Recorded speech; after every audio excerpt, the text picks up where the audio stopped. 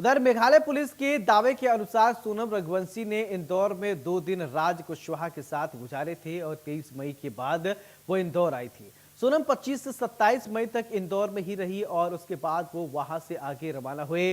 राजा रघुवंशी के भाई के अनुसार सोनम ही मुख्य आरोपी है। उसी के इशारे पर इस हत्याकांड को अंजाम दिया गया है। आरोप है कि सोनम रघुवंशी की मां को उसके अफेयर के बारे में जानकारी थी।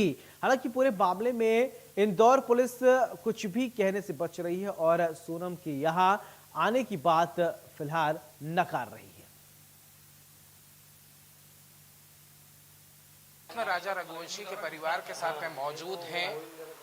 राजा के भाई जिन्होंने बहुत कुछ सहा, राजा को ढूंढने के लिए सहा, उसके बाद में सोनम को ढूंढने के लिए भी बहुत कुछ सहा, लेकिन जब कहानी सामने आती है तो ये कहते हैं कि सोनम वाकई में परिवार के साथ में दगा कर गई। सब जिस तरीके से कहानी आई, एक कहानी ये भी आई कि सोनम शायद इंदौर आई थी, इंदौर आके रही थी उस हत्याकांड के बाद में।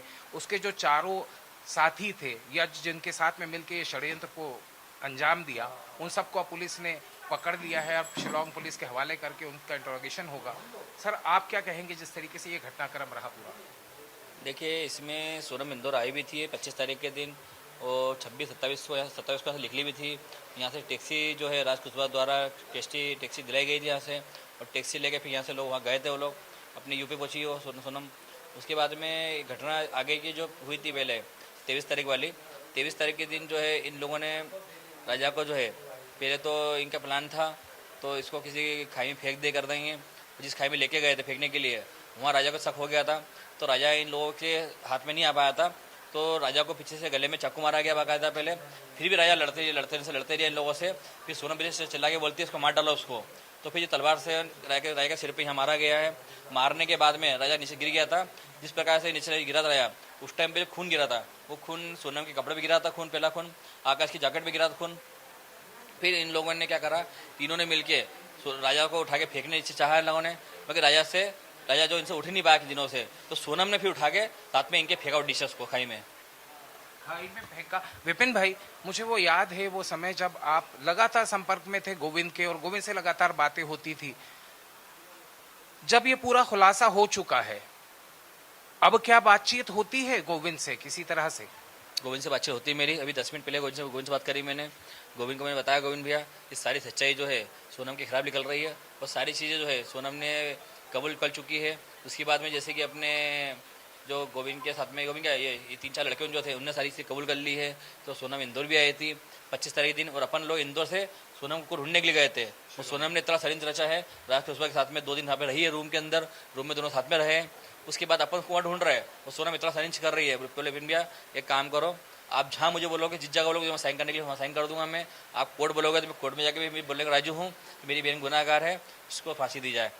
मैंने क्यों? बोले देखिए विपिन भैया, मैंने उसको फिर बोला भी था मैंने कि गोविंद भैया आज नहीं तो कल घुटना बैठ के भी झुकता है, आप अभी छोड़ दोगे, बाद में जो है आप उसको छुड़वा लोगे। तो भैया देखो हम छुड़वा भी लेंगे तो कभी, तो उसको हम रखेंगे कहाँ पे? मैंने गोविंद भैया कुछ भी करना, आप इसको छुड़वाने के लिए ज़रा सी भी हिल मत करना कि मैं जाता हूँ। तो आपकी अम्मी जो है, आपकी अम्मी को सारी चीज़ पता थी और आपकी अम्मी ने सारी बात छुपाई आपसे है। सोनम जिससे प्यार करती थी, सोनम ने आपकी अम्मी को पहले बता चुकी थी सारी बातें। ये बात गोविंद जी को नहीं पता थी, यानी सोनम के ब्रदर को नहीं मालूम थी? अभी सुन के बातचीत करके मुझे ये लग रहा है तो गोविंद को कुछ नहीं पता है इसके लिए।